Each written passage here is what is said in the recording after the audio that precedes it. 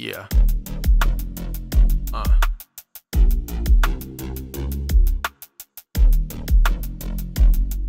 Yeah. Check, check, check, check. Yeah. Yeah. I look at pictures on the wall like a memory. It's been a little while. Do you remember me? Of course you do, yeah. You know my legacy.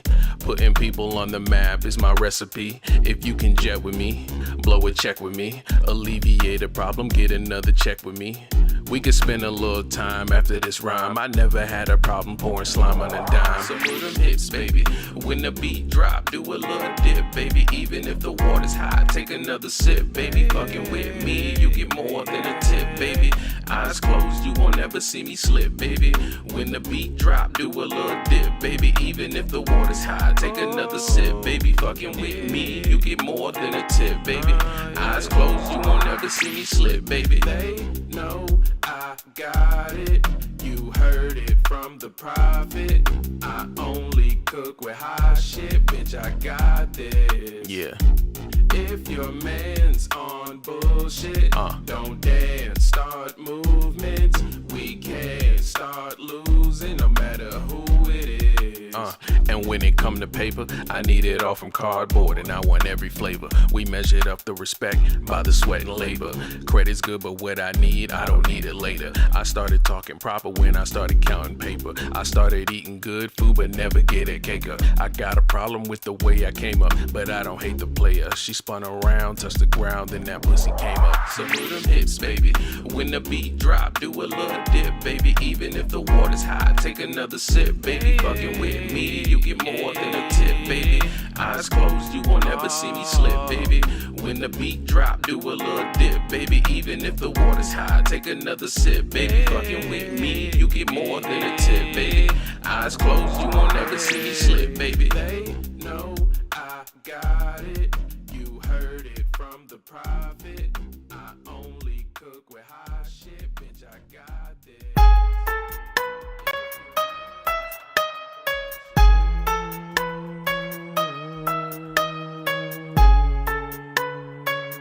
You are now tuned in to DameSmiff. Yeah. What's going on, y'all? It's your boy, DameSmiff. And I'm going to be talking to you guys again about discernment and why it's important for musicians going forward. And so if you like content like this, make sure you hit that like button so that way other people know this is a dope video, and also hit that subscribe button so you can catch my latest videos. But I want to know how you guys are feeling right now. I want to know what's really going on in your life real quick. I'm going to do a quick update to my camera real quick, and then I'll be right back.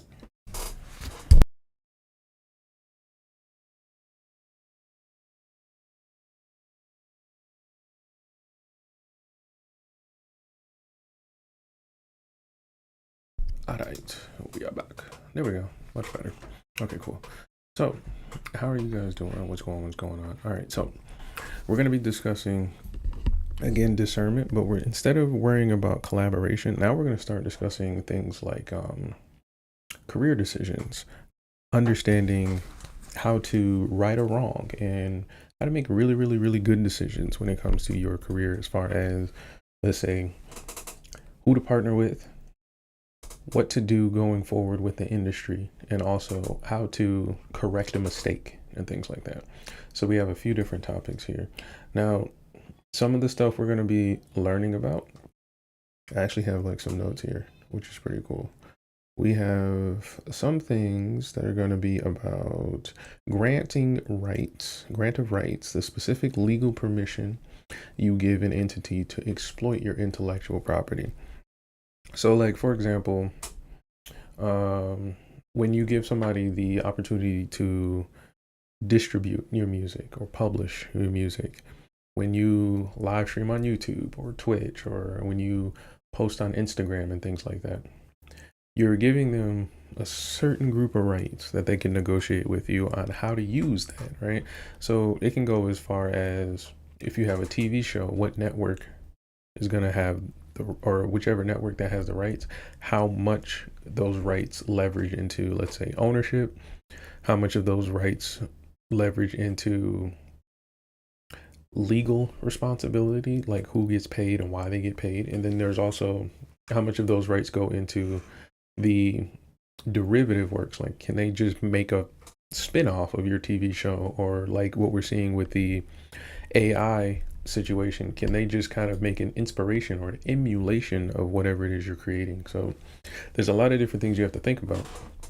Now with the introduction of AI, there's kind of a weirder conversation, because you have artists no longer creating the music, they're creating the engines for their ideas and claiming those engines are standalone artists in a way.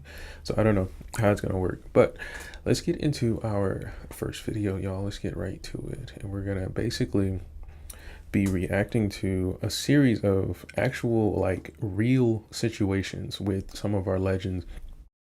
One of the things I want you to consider too is that these are people who, I guess you can say, in a certain perspective, are really, really great, popular legacy acts. So when we spoke about how the girl in her room on TikTok playing the guitar is also competing with these legacy acts in terms of the same algorithm that she has to perform on, I want you to consider the fact that these acts have been in performance before these changes. So we talked about how industry shakeups can happen and how you have to maintain your brand through all these. Consider that. And then I want you to consider that at the end of the career, the tail end, meaning like you're learning music, you're in school, that's the beginning, right? Then you're performing and you're gigging and you're networking, that's the middle. And then by the end of your career, usually you're kind of like just living an elder person's life. You know, you're kind of toning things down as far as performance and work and things like that. Maybe you've invested in retirement or whatever, right? But at this point of the career, or the legacy, these are the decisions you're still faced with, okay? So let's just make this a part of the conversation throughout, and I want to see what you guys think in the chat as well. So let's get to it. Here's the first topic.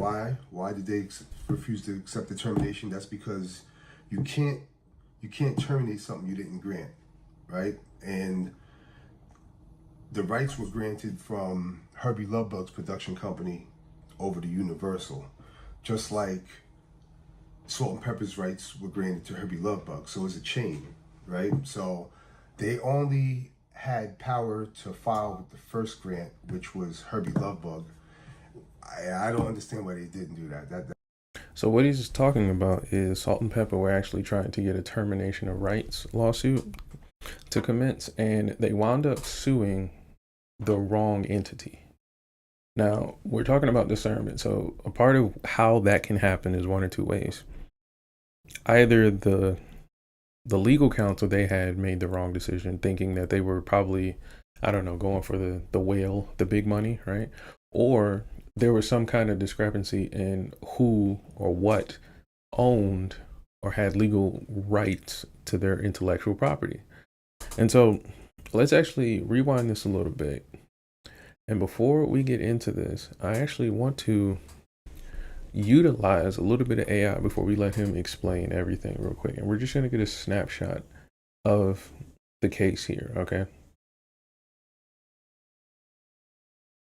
Gemini, can you explain the rap group Salt-N-Pepa's termination rights lawsuit?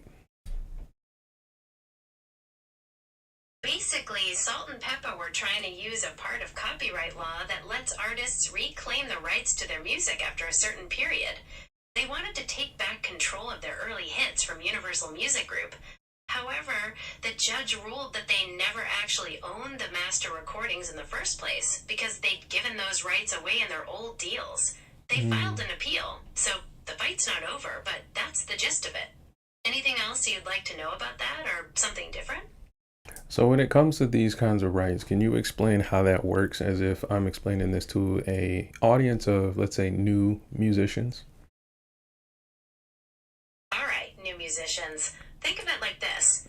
When you sign a record deal, you often sign over the copyrights to your master recordings, basically the ownership of your original tracks, to the label. Now, termination termination rights give you a chance to get those rights back years later, usually after 35 years, so you can finally own your work yourself. The key, though, is whether you are an employee for hire or whether you officially transferred those rights. That's where things can get tricky, like in the Salt-N-Pepa case. Does that make sense so far? Yeah, it does. And can you draw a parallel to another industry where this can happen commonly? Absolutely. You can see the same thing happening in book publishing. An author might sign a deal with a publisher and give them the rights to print their novel. Then, decades later, that author could try to use their termination rights to get the copyright back, maybe to self-publish it or take it to a different publisher. The same question would come up. Did they sign the rights away, or was it a work-for-hire situation where they never owned it to begin with? So a lot of times when we're thinking about who to collaborate with, who to network with, these things have to be considered, especially if you're going to be doing business, right? And so you could think like, oh, like some people in relationships, they'll think like, oh, there's never a reason to divorce or separate or go part ways and things like that. But in terms of business, there's usually very beneficial ways you can do that.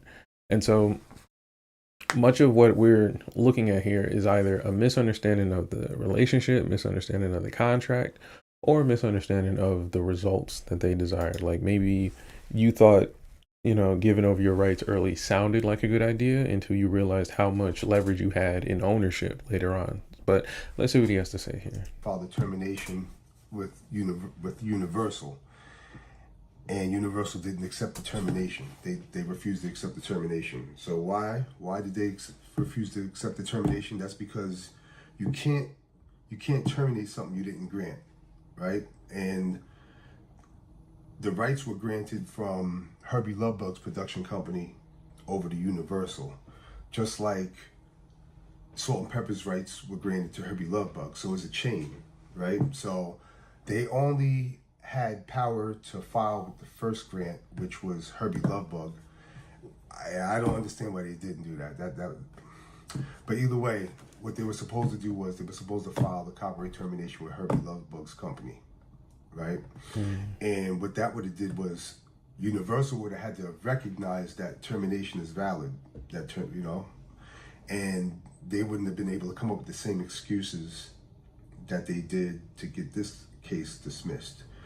Not to say that they would have got their masters back, but they would have had a stronger argument. They would have had a stronger court case, and just a way better fight against Universal.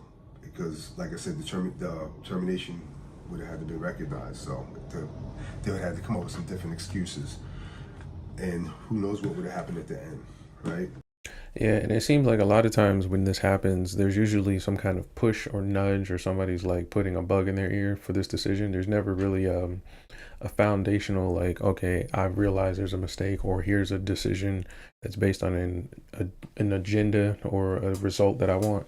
It's kind of like, oh, I just realized you're making more money than me. And then they want to come, and try to recoup in a way. But that's kind of like a common thing. Like Gemini said, you'll see it in book publishing. You'll probably see it a lot in things where you have to exploit an intellectual property, right?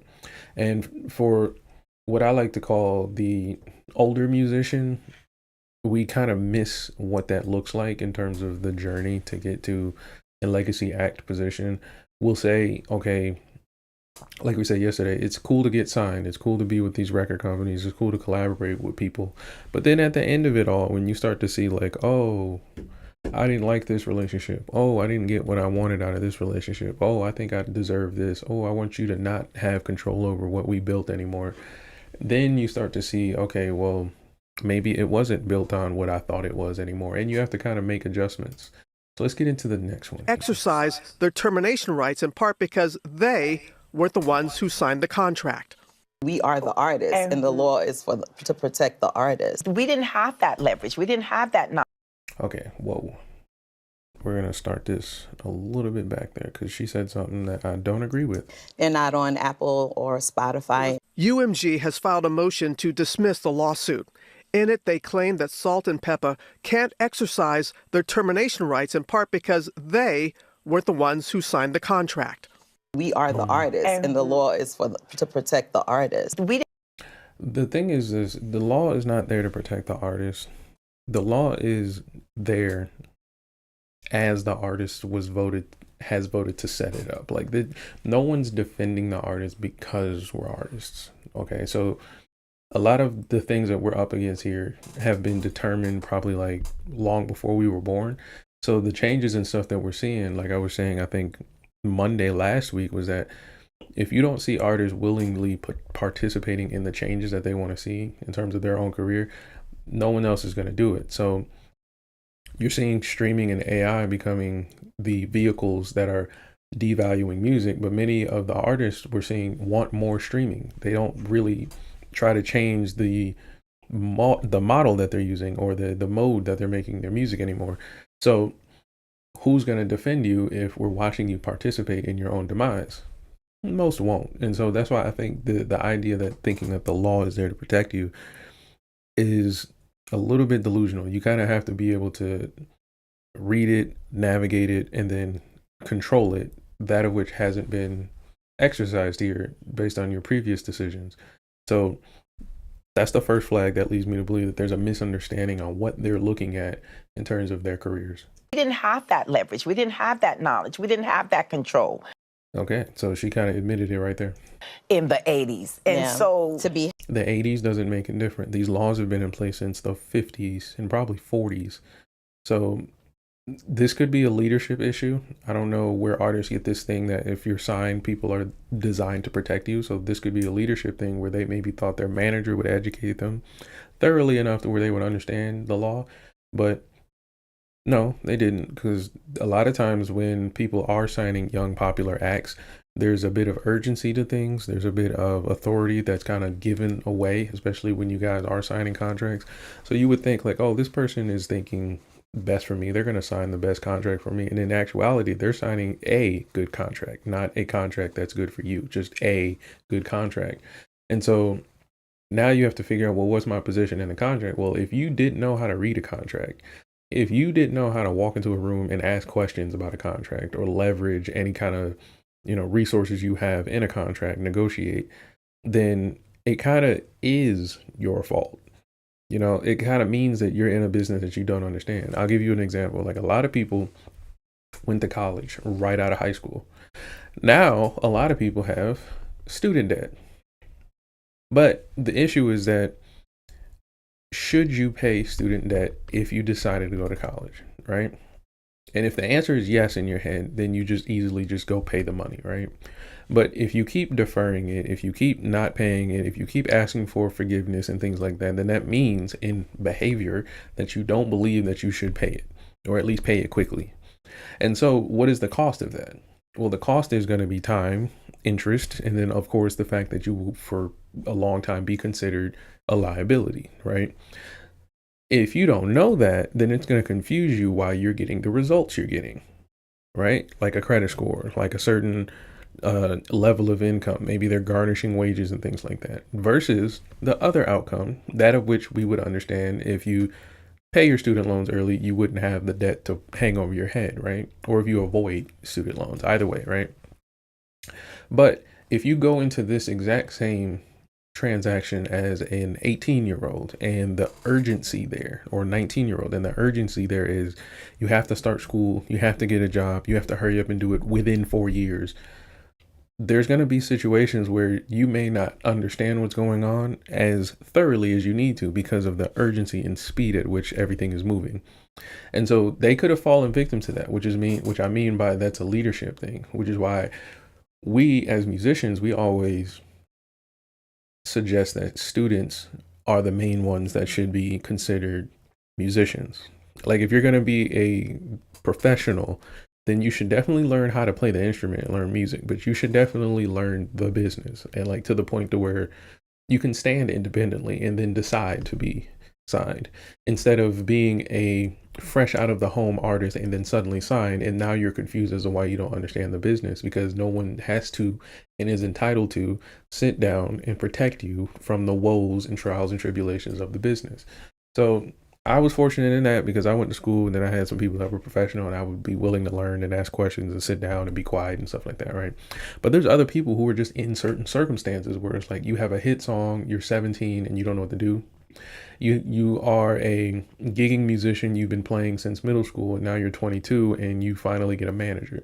You know, different things are happening to different people. Maybe you're an older musician and you finally caught some fire and you're trying to figure out how to get in on the social media thing, so you join an agency. There's a lot of different things that are going to affect your circumstance.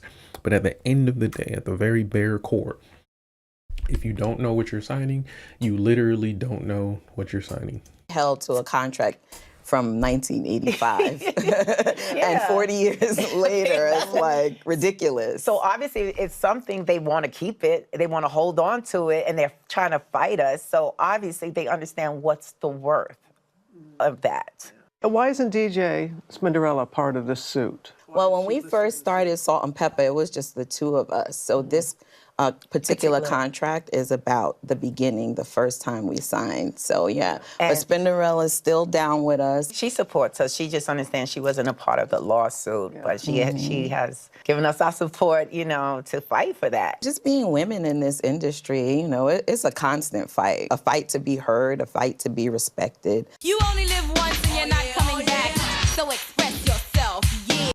It's tough because there's a lot of angles that they're coming from, but the problem that artists are going to struggle with is that you kind of can't use your artist brain in the music industry aspect of things.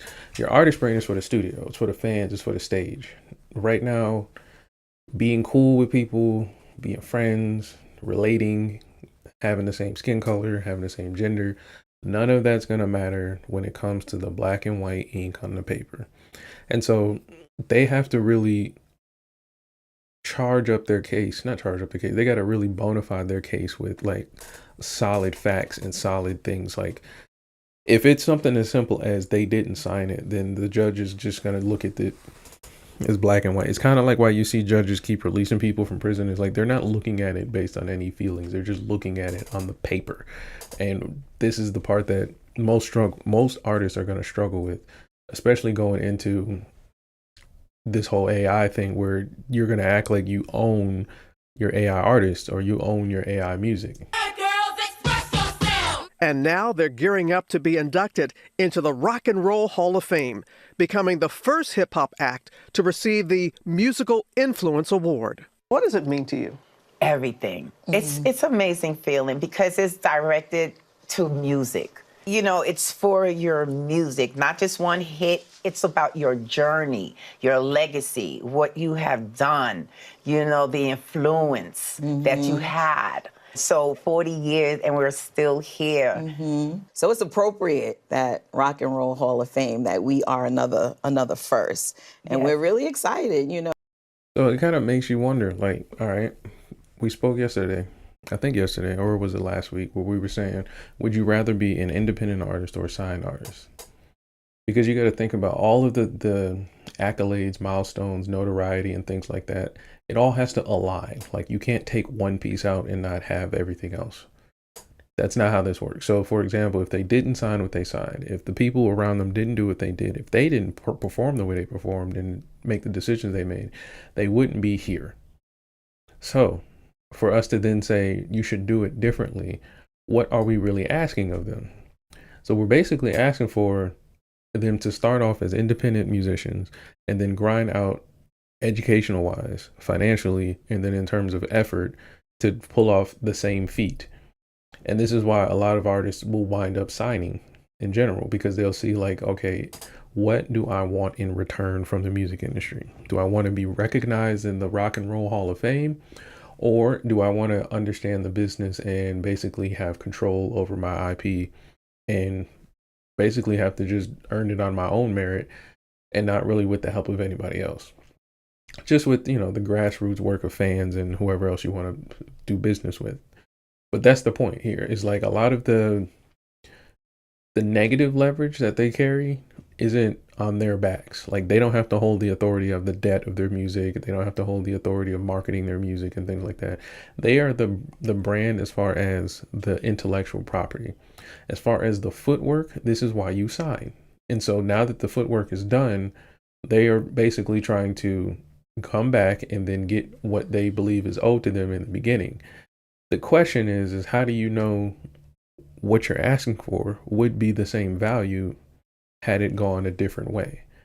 Had you not signed this contract, or if the contract was shaped differently? And so for most of us, we don't really consider that today when we're signing stuff. Like, we just start jumping into social media programs and stuff like that. Like I said, with Pokemon Go, a bunch of people was on Pokemon Go going crazy. And then fast forward, now you guys have developed a brand new company's food delivery robot GPS network, and you don't get anything in return for that. So it would be kind of reasonable for somebody to say, hey, my data was used for this, I want some kickback. But you also knew when you signed the agreement, terms of conditions of Pokemon Go, that they can exploit this data.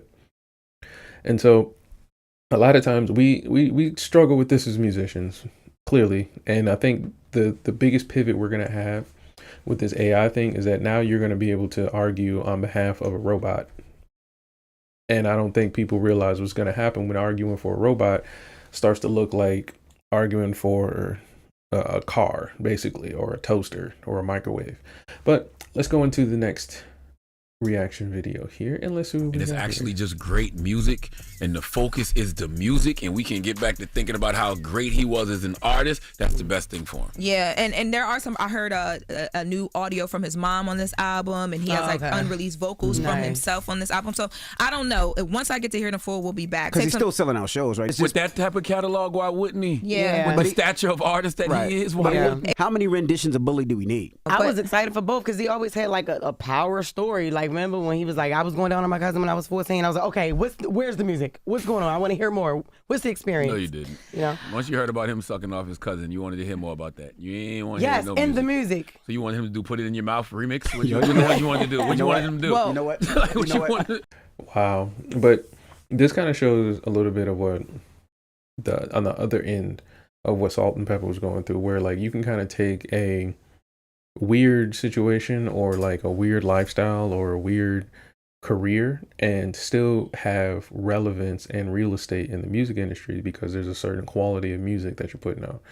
Now, it can be questioned as far as like song structure, music theory, and all that other stuff. But again, that's more so up for debate and the point of making the album in the first place. Like, the real point of most albums is to kind of get you to hear the thoughts of an artist, and then for the fan or consumer, you just take it for what it is. Now, when someone's trying to create, let's say, an album from like a place that's just, you know, they just want to make something from their heart, there's not really much that you can really challenge about it other than, oh, this is just what you wanted to do, right? And that's where artists kind of started to struggle when you get into the world of tweeting, social media, political affiliations, and alternative lifestyles and stuff like that. I mentioned how like a lot of artists now have their whole lives on the internet, and you guys use that against them versus the actual musicality of them, which is something that has to be reasonable, right? So for example, most people who listen to music do not commit crimes for the sake of committing crimes. You usually like get a DUI, or maybe you didn't pay your taxes, or maybe, you know, you stole a candy bar. But when you start to think about like the type of crimes that we listen to in entertainment, where it's a shootout, a carjacking, banking scams, trafficking, and things like that, you don't really think that the average person is relating to this, right? So then you got to ask yourself, well, then how popular is this music, and why is it so popular? Well, part of it is that many of you as consumers, not the investors of music, many of you as consumers look at your music as a way of escapism. And so your escapism allows you to kind of like feel a way. It makes your adrenaline, your hormones do a certain thing, right? We understood this in other genres like rock, gospel, R&B, and things like that. especially here in America where we try to commodify music, right? And so what'll happen is people as artists started to notice this, and they started to utilize your sensibilities as ways to market their songs. So we started to make songs about cheating, making songs about driving nice cars or doing dangerous activities and stuff like that, instead of writing about things we actually care about, right? Like our parents, or perhaps what our future is going to look like. Is the world beautiful? Maybe you feel nice today, or maybe there's a new dance or something, things you actually care about, right? Making money. But when you see that happen, then you realize why the movie industry has started writing the way they're writing, why the book industry started writing the way they're writing. It's because they're trying to satisfy your sensibilities as a consumer, which is usually just some base level, I want to be scared, or I like to see explosions, or murder, bang, bang, gore fest, right? If you really want to dig down into the deeper aspects of what you're doing, then you will look at the technicality, the approach, as well as the intent on a lot of the art that you listen to, that of which is really hard to do. You're not going to do that on a whim for every song you come across, especially if you're on a social media, FM radio type of palette. Like if you're just sitting there scrolling and you got your little playlist, for you to sit down like Rap Genius to break down lyrics with me, and then we start actually talking about like the etymology of words and understanding like rhythms and things like that, you're not going to want to do that for every song, because you'll realize a lot of your favorite songs suck. A lot of your favorite songs aren't that damn good, and a lot of your favorite songs don't need to do all of that for you to call it good, for the world to pay people millions of dollars, and then it's going to kind of make you change how you're going to taste your music, or you're just going to double down and then become part of what you say is bad, right? So that's why people don't do it. You get a bit of conviction with what you listen to, and so most people will say this: I separate the artist from the music, which allows them to remove the conviction of the realities of who's creating the thing that they love, who's creating the thing that they actually consume, whether it's how they think, how they feel, or what changes their mood throughout the day. Like if you want to feel good, you play this song. When you want to get hype, you play this song. When you want to relax, you play this song. Now, if you can explain why that works, then you are of the type of person I'm talking about, where you can sit down probably for most of your music catalog and explain why you like it or why you dislike music. For the average listener, that's not a thought that actually happens commonly. It's a thought that you have to actually press them through, and they have to actually say, hey, how did you feel about that song? Because you more than likely are ignoring the jingle that's in the Target store speaker. You're more than likely just tuning out the radio that's in your car because you just don't have your favorite song playing. The commercial jingle in the background, you're not listening to the chord changes to figure out whether or not 100-888 Stanley Steamers is actually in tune. You're not trying to figure that out. So now that we've understood that between people, and we look at an artist like Kanye, and then we consider all of the things we know Kanye West to have done, whether it's in his personal life or whether it's in strictly music, it goes to show you that the behaviors don't necessarily dictate whether or not you will enjoy the music for many people, even though some, or if not many people, will voice that it does change things. Yeah. Once you heard about him sucking off his cousin, you wanted to hear more about that. You ain't want to yes, hear no in music. the music. So you wanted him to do Put It in Your Mouth remix? What you wanted to do? What you wanted him to do? Well, You know what? And Charlamagne's kind of proving it right there. Like when something wild comes out in their personal life and then people are like, put it in the music, you got to really think about how and why you would do that and what makes this a song. When we talked about Salt-N-Pepa's career, do you think them doing something that in their life in the 80s would have projected to them being into the Rock and Roll Hall of Fame? So there's a disconnect between what the consumers are considering actual music and actual talent and skill in musicality versus just producing a song for the sake of being on time, urgent, or just doing something. So then as an artist, what do? You wind up doing that shit, your whole life's on a record, like most of these gangster rappers, right? And then fast forward, we got to really account for the shit you put on your records. So I think in terms of listening to fans, artists need to take that with a grain of salt. Just understand that the fans are reactive and the fans are fickle in terms of what they say. What they do is another thing, okay? We all listen to Waka Flocka. He was a grown man going Waka Flocka, Waka Flocka. No one would have known he would have been a vegan farmer, okay? So we gotta really take what these fans are saying with a grain of salt. It's Lauren LaRosa telling you to boy top. So Kanye West. now that we've understood most of what really happens when we try to consider our personal decisions and things like that, let's take a look at the biggest case right now that's going crazy, because this actually happened this week, if not yesterday. But Jimi Hendrix estate just lost their legacy contracts, and let's see how this works. And before we get into that, we're going to talk with Gemini, and we're going to see what they have to say about this, okay? Because they're going to give us a snapshot, and then we can get into the video as well, and it's going to allow us to really shape everything. Gemini, can you give me a quick brief snapshot about the Jimi Hendrix estate versus the UK Sony music department? Okay, here's a quick summary. Basically, the estates of Noel Redding and Mitch Mitchell, who were Jimi Hendrix's bandmates, sued Sony Music UK. They were arguing that they were owed royalties, especially from streaming, and that they had intellectual property rights on those old recordings. Sony said they'd already signed away those rights back in the 70s. The court ultimately ruled in Sony's favor, saying that original recording copyright belonged to the producers, not the musicians. Does that make sense? Okay, so can you explain to my audience who may not know the difference between a musician and a producer in this case? Sure. Basically, the musician is the person playing or singing, like Jimi Hendrix on the guitar, or Redding or Mitchell on their instruments. The producer, though, is more like the director of the music session. They handle the creative decisions and the technical stuff, shaping how this final song sounds. In a lot of these old contracts, the producers own the masters, meaning they own the actual recordings, which is why the court sided with Sony in this case. Think of it like the difference between a movie actor and the director. It's a similar kind of dynamic.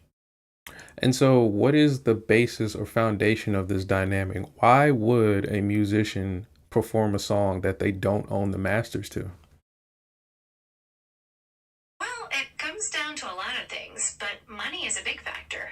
In the 60s and even now, recording studios cost a lot of money to book, and producers often paid for that and promoted the artist, which is how they got ahead and were able to make those deals.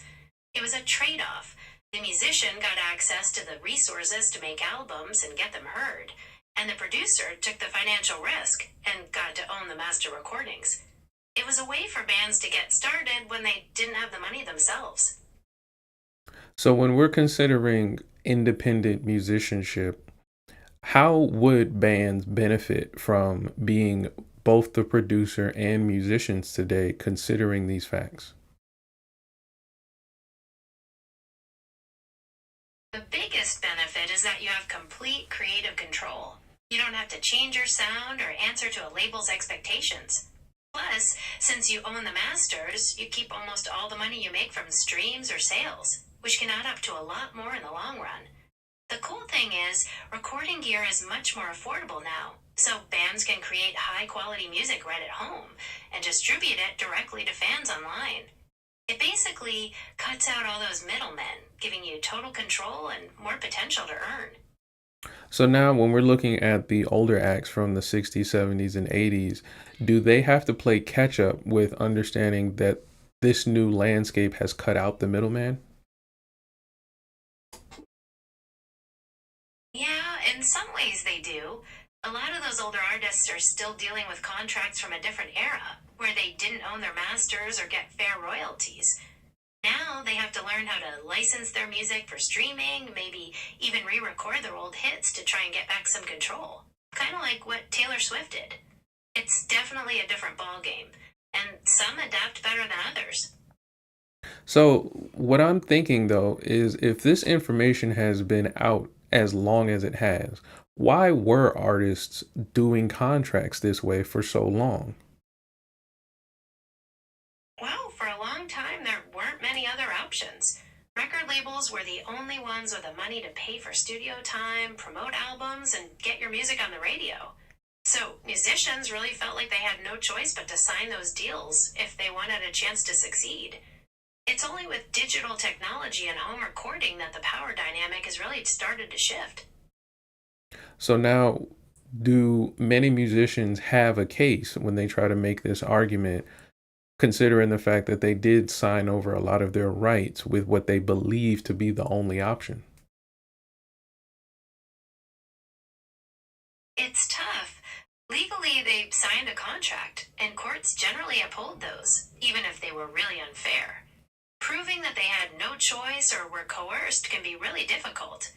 So, while they might have a strong moral argument about exploitation, their legal case often comes down to the specific wording of the contract and whether there were any legal loopholes, which is why cases like the Hendrix estate can be so complicated.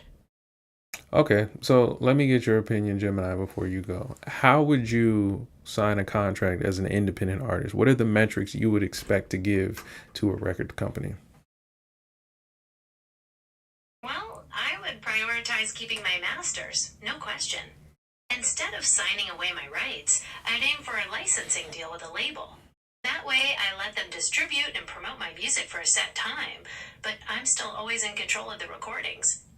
As for what I'd give them, the metrics would be realistic sales targets, maybe listener growth on streaming, but I'd also push for clear spending limits on marketing, so I know exactly what they're committing to without getting into too much debt.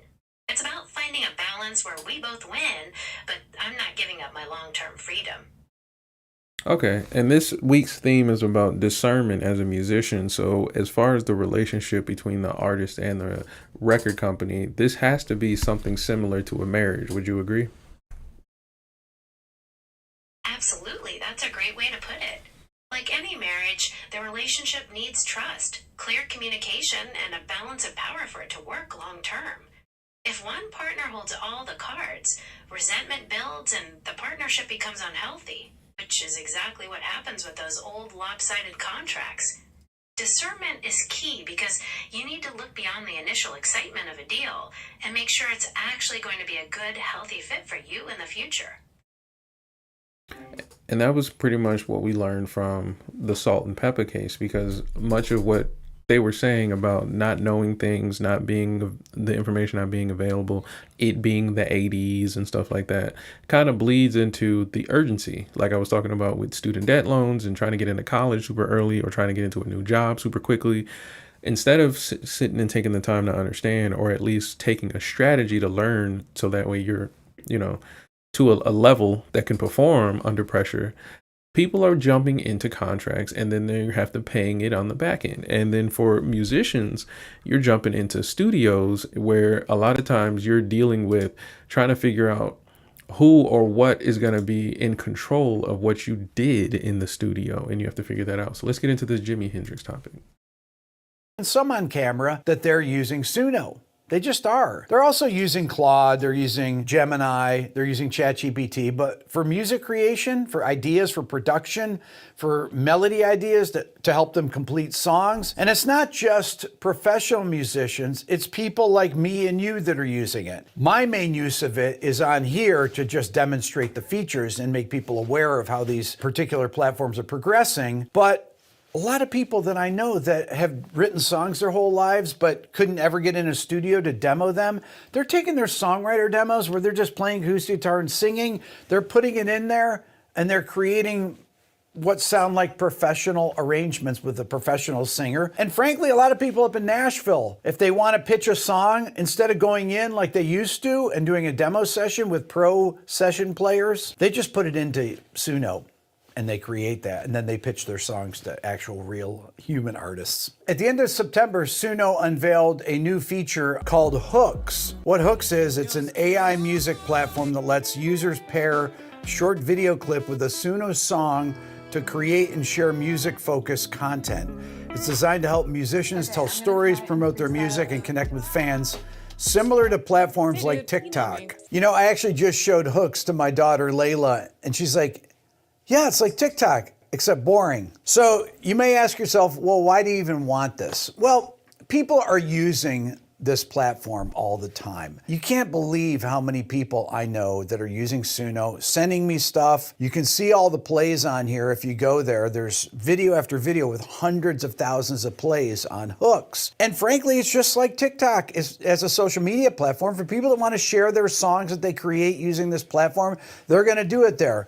They're going to do it on Udio. They can do it legally. They're not going to be in fear of it being taken down off YouTube or off Spotify. It's all licensed. They can use the Drake AI. They can use the Ed Sheeran AI, the Bruno Mars AI. I'm sure they're going to have charts that eventually will go to Spotify once the things are actually licensed.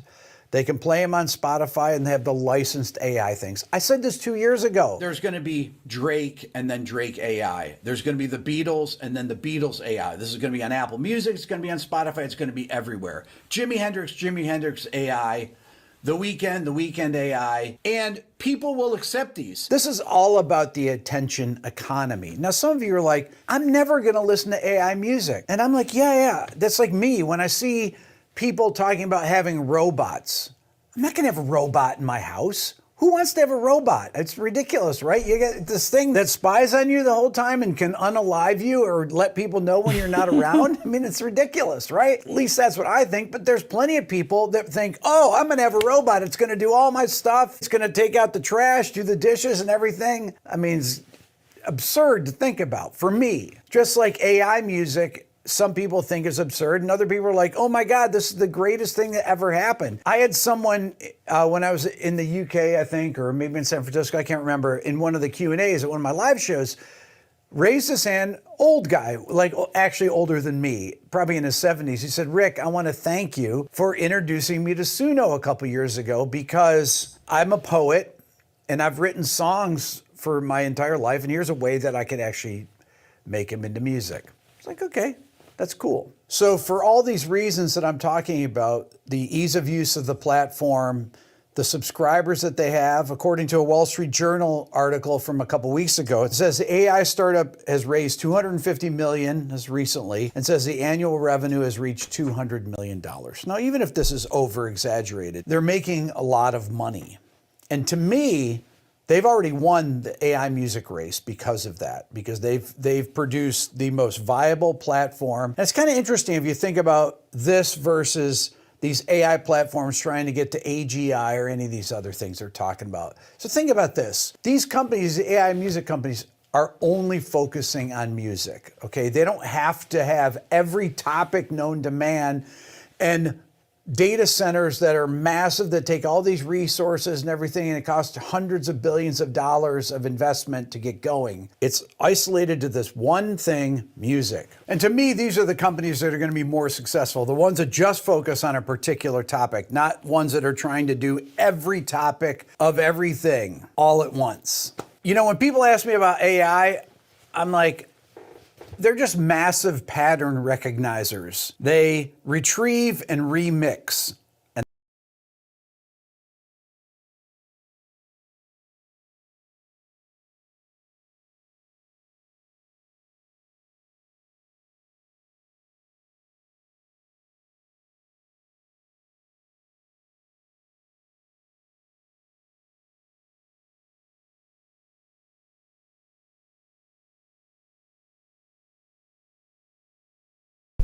this is why it was important to watch that video. A lot of people, when they are understanding AI, like he's saying with the robot metaphor, is that they're thinking like, oh, I'm not going to use AI. I'm not going to listen to AI music. I'm not going to participate in this. When in fact, it's already here and you probably already do. And you probably already are making AI music in terms of like trying to create something or trying to use loops and sound packs and things like that, right?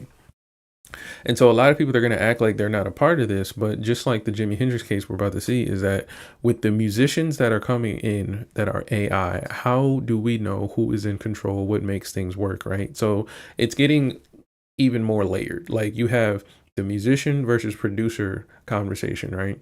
Then you have the AI musician from the person who made the AI musician to the record company that owns the engine that made the AI musician that is now working with the producer to make an album under another record label, which has more rights. It's getting way more convoluted, right? So we need to figure out how this is all going to work. But let's check out this Jimi Hendrix case.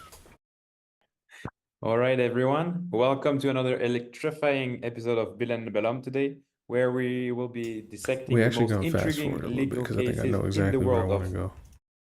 I want to go right about here.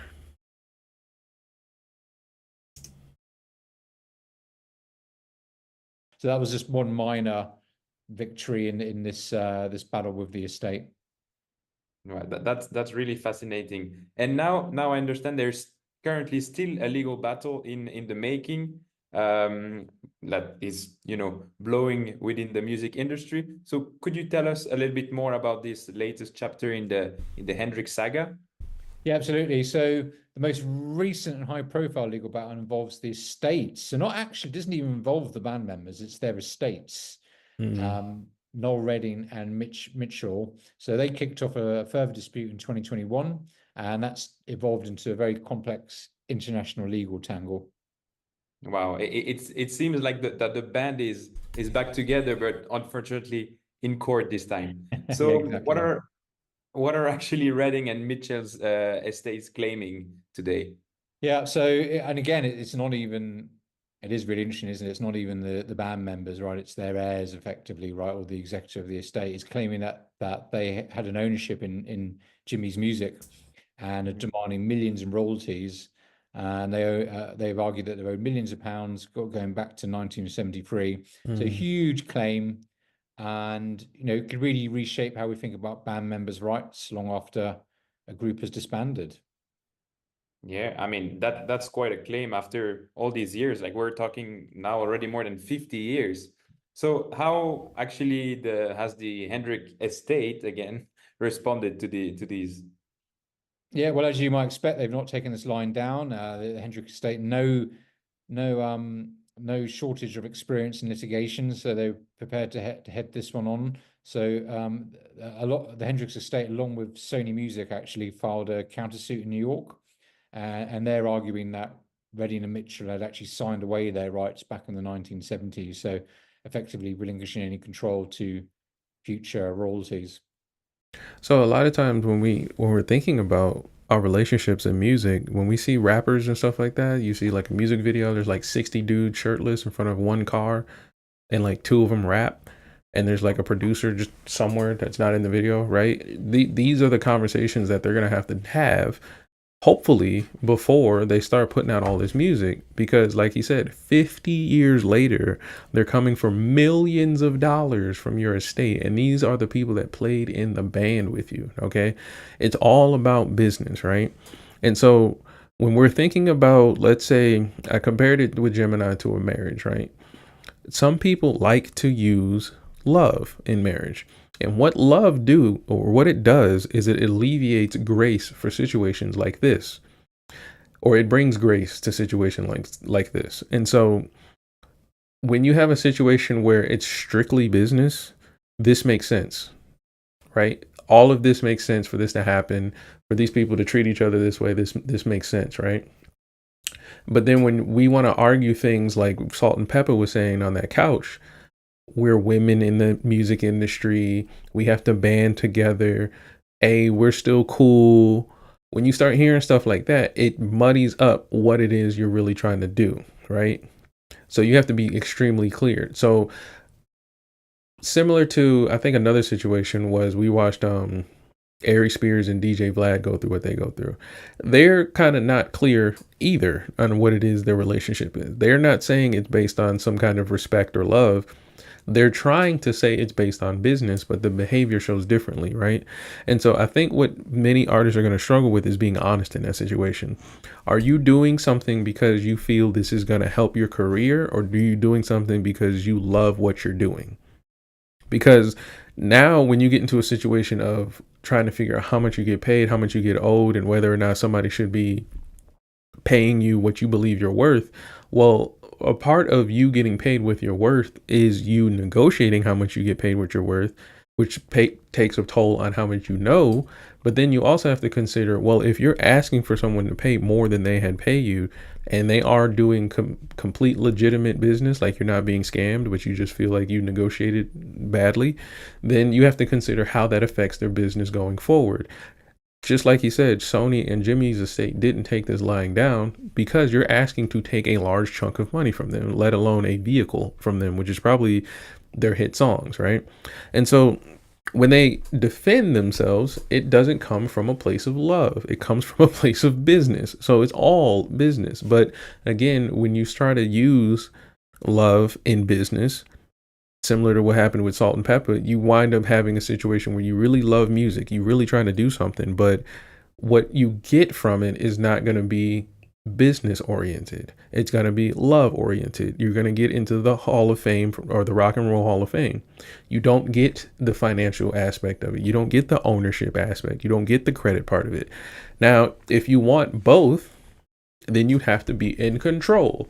And when you're in control, you have to realize how much more work you have ahead of you. And that was what we explained, I believe, last week. So let's get into more. Let's see what they say. I see. So a transatlantic legal battle we have today. Yeah. So how is that playing out actually? Yeah, well, unfortunately, this one's become a bit of a jurisdictional chess match.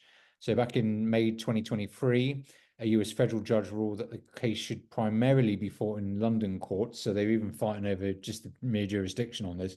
I mean, really absurd, right? The band members are long dead and all this is going on. The UK lawsuit centered on estate matters, release of documents and copyright and intellectual property rights under English law. Wow. So we have American music being disputed in English courts over contract signs like decades ago, 50 years ago. That's insane. So it's like a legal version of rock and roll itself, like it's witchcraft, bro. They're working on spell incantations. It's all letters and words. I don't know.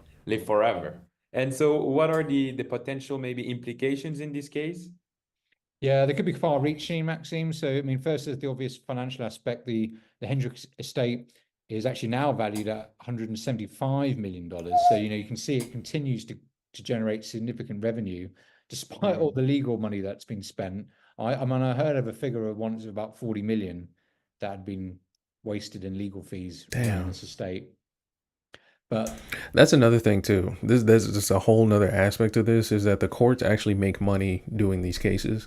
So yes, you make a lot of money in the Hendrix estate. Yes, you can be a superstar musician, but if you keep getting sued like this, or you keep trying to do these big deals and stuff like that, the cost to do this process is not going to be worth it at the end of it. Like you'd be better off doing good business up front than having to do all this reconfiguring at the end of your career, at the end of your legacy, or having your kids go through this. The music and the IP is generating still lots of money from music sales and licensing. So if the court was to rule in favor of Redding and Mitchell, it could mean a substantial payout and redistribution of past and future royalties. But beyond that, this case could set important precedents for how we handle intellectual property rights in the music industry, especially for bands and collaborators. It might prompt a real reevaluation of contracts and agreements, especially made during the early days of a musician's career. Wow. It really seems like the Hendrix estate can't catch a break from all those legal troubles, unfortunately. And is there a type of ongoing litigation common for large estates? Well, look, it's not uncommon for high-value estates to face legal challenges. I mean, the legal system is for people with money, and people have money use lawyers, and so litigation does happen. And that was something I heard recently from another YouTuber. They were saying people got to learn how to fight today. Fighting today is no longer with fists and guns; it's with lawyers and pens. So, yes, if you got money, you can pretty much fight most cases, or at least defend yourself. Just consider the cost, I would say. So what's unusual in this case, though, is the exceptional longevity of it and the complexity. And really, this is all because Jimi became very rich very quickly, and he died very unexpectedly. He actually died of an overdose of just sleeping pills and alcohol. one night, and of course he hadn't done a will. So I mean, He hadn't done a will. So again, when I was talking about doing good business up front, this is kind of part of it. Like, they were probably riding on the coattails of Jimi, hoping that he was going to keep himself healthy, like we talk about here, hoping that he was going to make the best business decisions, that of which we just got proven that didn't happen. He didn't have a will, but he was definitely drinking alcohol with sleeping pills. So we got to really reconsider what we're calling like sound music career decisions, sound musical careers, and then also be able to look at how talented someone is, right? It's very difficult, especially like I said, if you really love and respect some of these people. Like I said, if you add love to this, Jimi Hendrix sounds like a rock star. You look at it strictly as business, it was like nobody would look at that as a leader, right? Nobody would look at that as somebody that they would want to work under, with the idea that in 50 years I'd be able to get millions of dollars off of this kind of like relationship. So there's a lot of responsibility that goes into the artists that collaborate with these people, but as well as the people that choose to participate alongside this, because you got to be able to look at this from a business perspective if you want to look at it as a business. One of the key things we're saying from this case is, you're never too young to do a will. And of course, Jimi, he didn't realize how popular his music was going to be and how long it would go on for.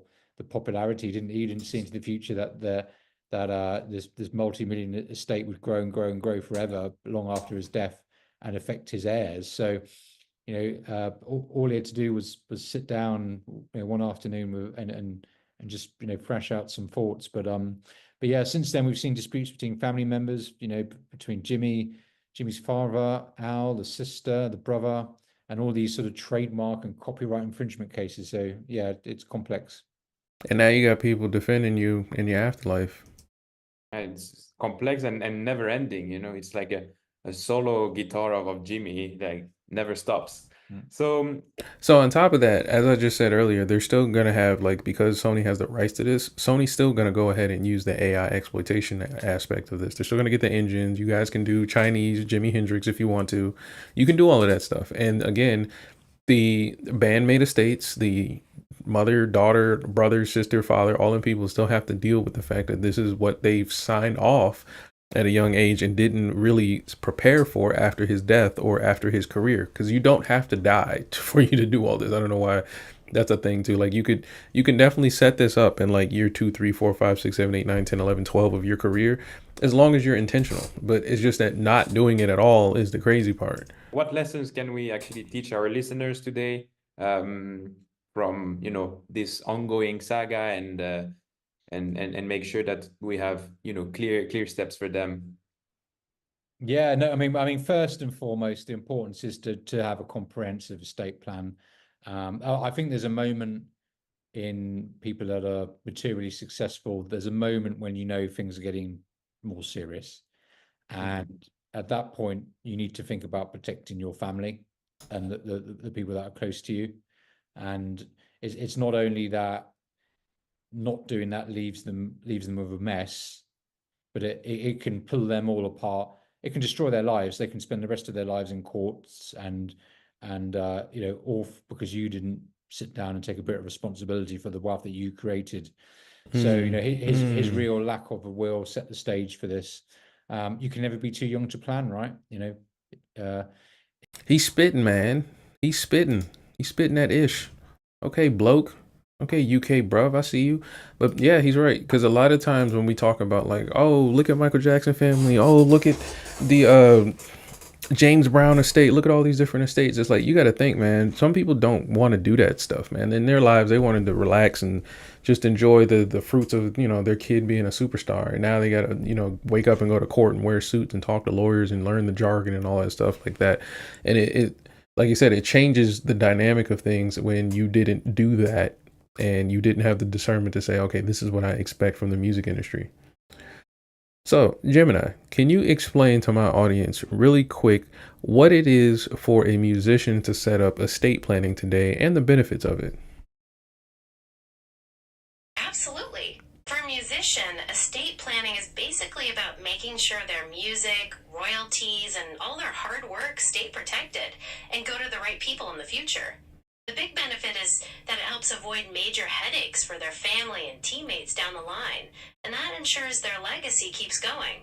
It also helps keep taxes down and make sure everything passes along smoothly. Anything specific you wanted to focus on?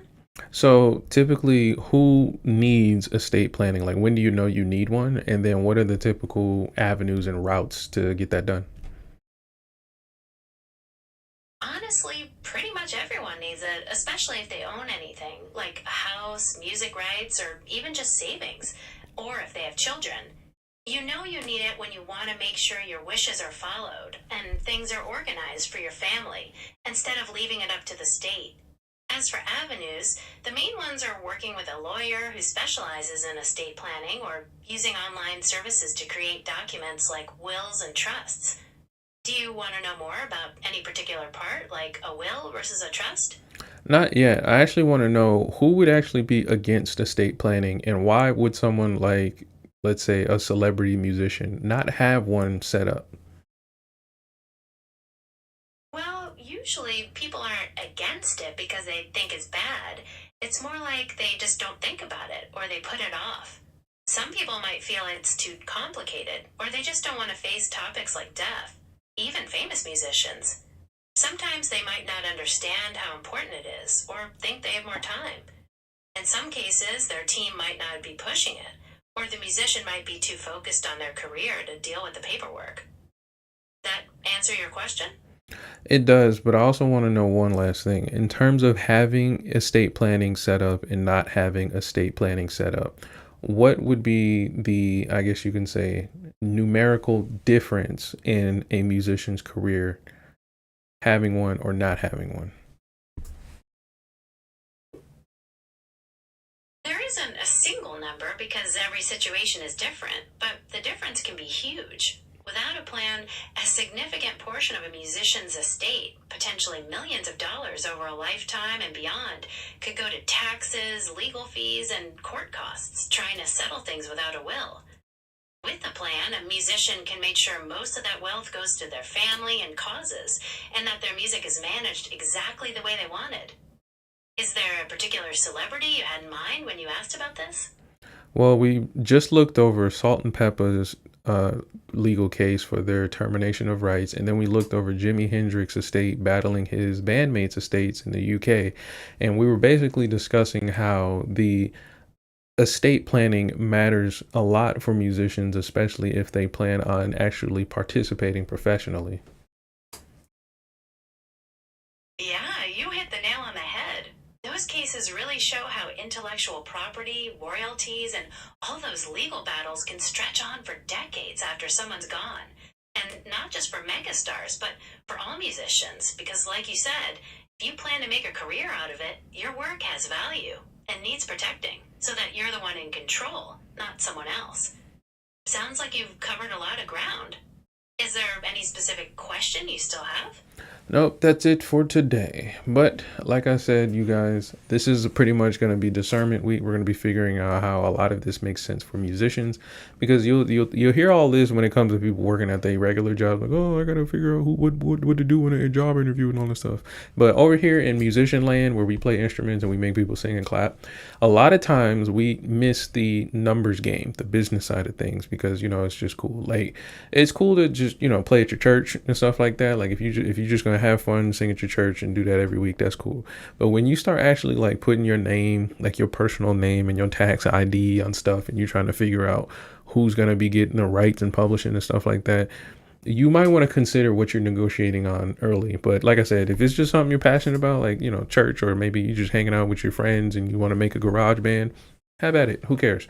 But if you want to start saying, hey, this could be a thing, once you start thinking like that, you better start learning properly and thoroughly, and take your time and understand it. You get it right, you know, make sure you get it right. But if this conversation was dope, let me know, guys, in the comments, and I will see